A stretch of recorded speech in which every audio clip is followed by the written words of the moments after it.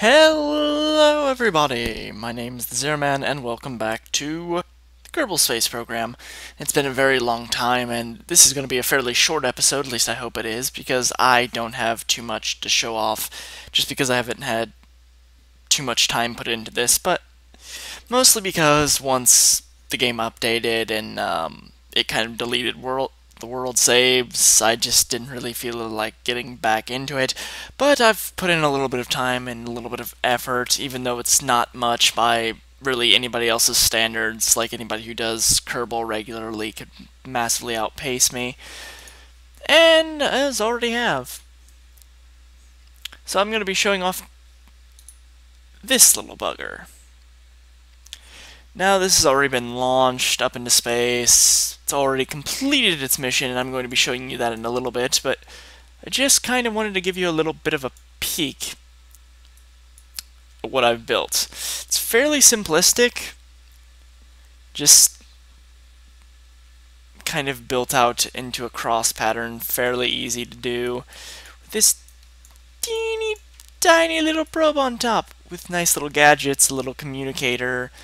Instead of solar I could have gone solar panels, but I thought it was so tiny that I could just put on these, essentially they're like small nuclear reactors.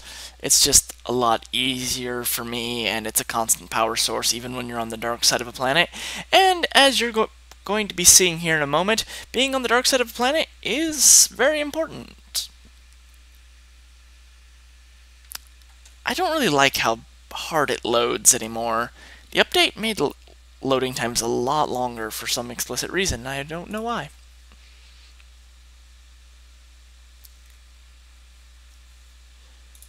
To the Eve probe. Now this one's not too special, it's lacking a few of the mechanics, but as you can see, it's not much of it's left. Just the communicator, the probe, the little power, and the SAS. Where exactly are we? Well, if you can tell in the background, we've been someplace we've never been before, way out from Eve. We have a massive, massive orbit here, 900,000 meters to almost 12 million.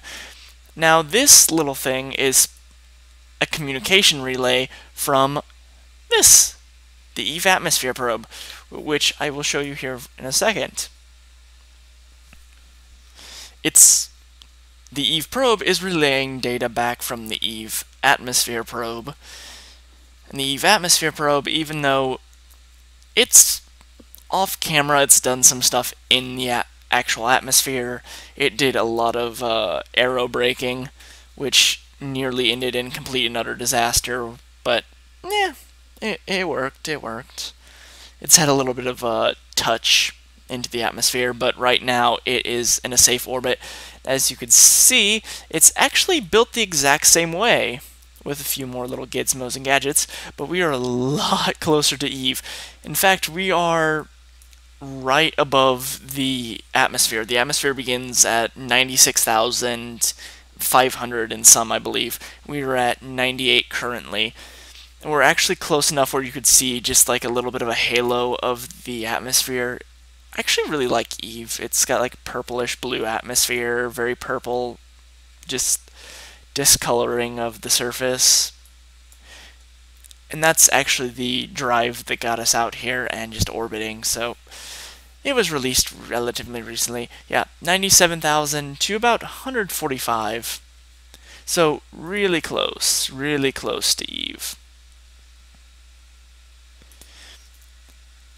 The entire purpose of this little probe way out here in the middle of nowhere is just to kind of look at Eve, see what's out here, look at the surface, just measure the atmosphere, measure out landing sites, because we are going to be sending out a probe here soon. A landing probe to go onto Eve and kind of roam around and just see what's actually going on the surface, if it's safe, if we can actually get some Kerbals out there, which we all know that we can. It's just the fact that I'd rather do this, halfway realistically, somewhat. yeah, look, you got a little bit of green flare going on, green and yellow flare coming off the ends there, just from the sun's reflection. I really like it. I really like Eve. It's my favorite planet. So yeah, it's just we haven't done too much, just exploring Eve, getting some communications out here. What we're going to be doing is also getting some communications around Gilly. It's just because I need to kind of redesign the rocket a little bit. We don't have enough fuel to really get out there and orbit around it. It's a little bit of an interesting shot. If you can't tell, the orbits on these are kind of ridiculous just because I don't have enough fuel to bend them around to be equatorial, so they kind of are where they are right now. I'm probably will sub probes in the future to kind of fix that up if the game doesn't completely, update first and wipe the save again, but that's fine. So we're going to get something around Gilly, and we're going to get something around onto Eve. We're probably going to get a probe onto both Eve and Gilly, just a rover of sorts. We might build some kind of submersible for Gilly, not Gilly, Eve. I don't know. I'll see how hard it is to build submersibles. I probably won't. I'll probably build just a boring Land Rover. But right after that, we will be making something to land on Gilly and to land on Eve. Some Kerbins. We're probably going to set up some kind of fuel depot here in low Eve orbit and just land the largest rover we possibly can, just so we can try and save them. Because it's extremely ridiculous to get off this planet. So that'll be really interesting. So yeah, it doesn't look like I've done all that much, and I really haven't done all that much in the grand scheme of things, but hey, it's Kerbin. It takes a lot to get anything done. This is the culmination of maybe a few hours of work. Just getting 2 probes out here and aerobraking. Aerobraking took probably the longest amount of time because it was a very slow, arduous process. But yeah, we're going to be back here in the future. Very near future, and I'm looking forward to landing on this planet. I really love this planet. I just don't like getting off of it again. So, that's it for now, guys. Until next time, I've been the Zero Man, and you have all been fantastic. Fly safe.